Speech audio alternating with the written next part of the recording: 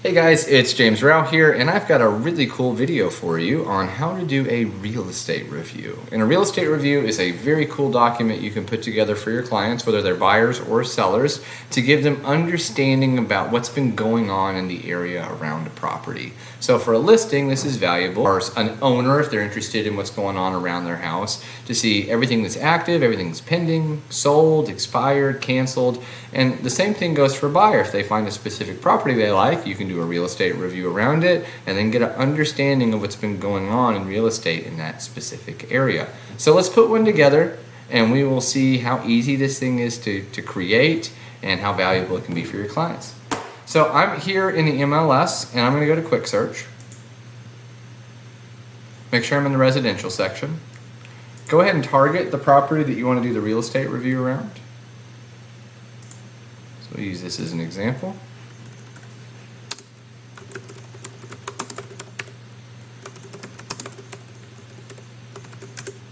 So we got a property here.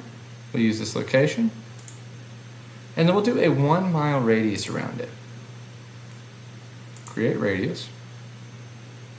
All right, now that I have that, I've got 7 actives, but I don't want to see just actives. I want to see all statuses. So I'm going to go to status and I'm just going to click and hold that click and drag down to highlight all statuses and then let go. So now that I have all options, I get a much larger number, 139. And I kind of just want to limit this, make sure it's that everything is kind of similar properties. The biggest thing I'm going to do is price to make sure I don't have really expensive ones in here. Current price, let's say a maximum. This house I would probably price between $400,000 and $450,000. So we'll say a maximum of, I don't know, $800,000.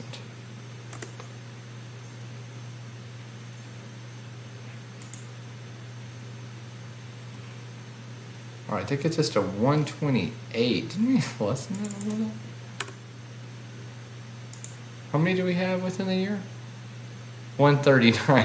139 brought us down to 128. Let's kind of narrow this down a little bit. We'll do subtype, detached single family. And then this is a 3-bedroom, 2-bath. Since I have so many, we'll just do anything between a 3 and 4 bedroom. That brings it down to 112. And then we'll limit this square footage. This is a 1,800 square foot house, so we'll say anything up to 2,500.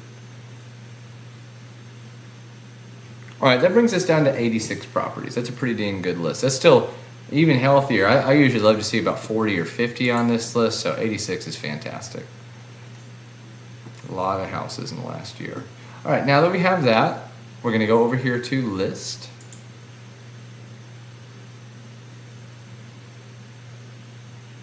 And then from list, I'm gonna switch these options right here. This is a list with photos, this is a list without. I'm gonna click without. And then it brings up this really nice grid view. And then I'm gonna click address ascending. And that's the order I'm gonna wanna put this thing in. So I'm gonna have an ascending order here. And the reason I like to do that is you can see, if you go through your list, patterns of things that have happened, things that have been active and pending and canceled and back on the market.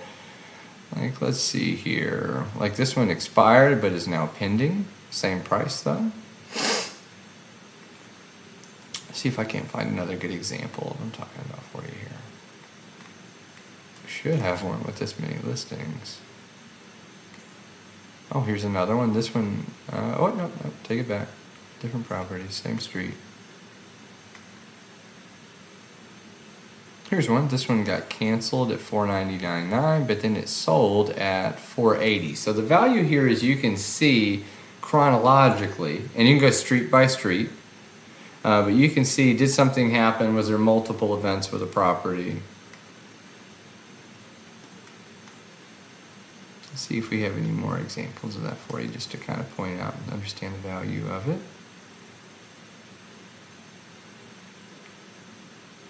Yep, this one went temporarily off the market and then it was canceled. That's interesting, and it had a big price difference too.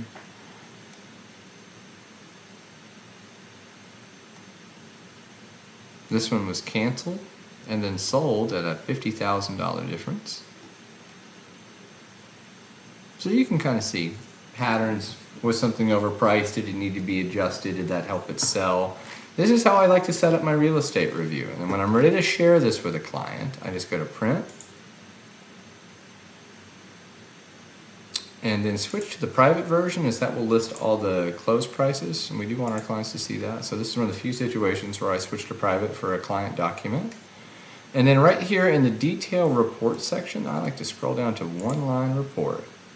If I hit preview, this will show me what this looks like. This is what this document would look like, very similar to what we were just looking at.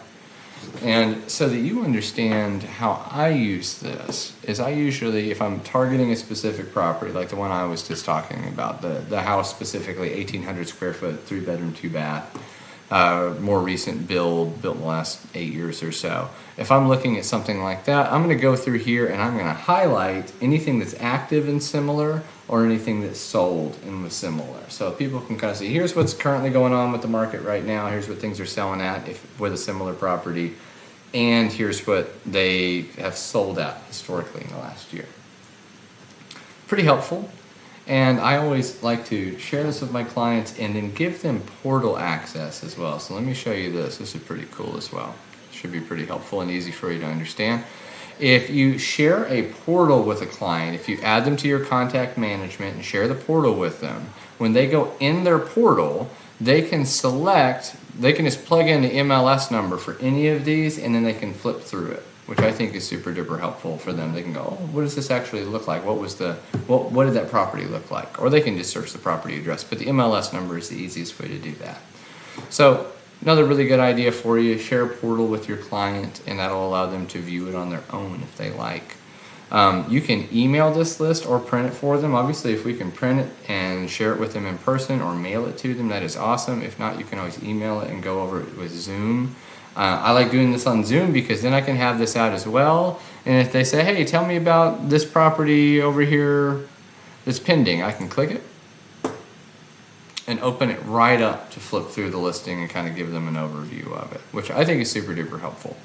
So I hope this was insightful. This is a real estate review. I use this for listing appointments. I use this when buyers are interested in a property. I use this when I'm going to see it for sale by owner, or just if I want to follow up with a client. It's a really good reason to follow up, especially somebody that you've worked with that's bought in the past. Say, hey, just wanted to touch base, give you a update on the current value of the property, what's going on in the area. When's the time that we could go over this together? So it's just a great real estate conversation to have in general, and it's very, very insightful. One more quick thing I love to do, I'll show you a little extra tidbit. You ready for this?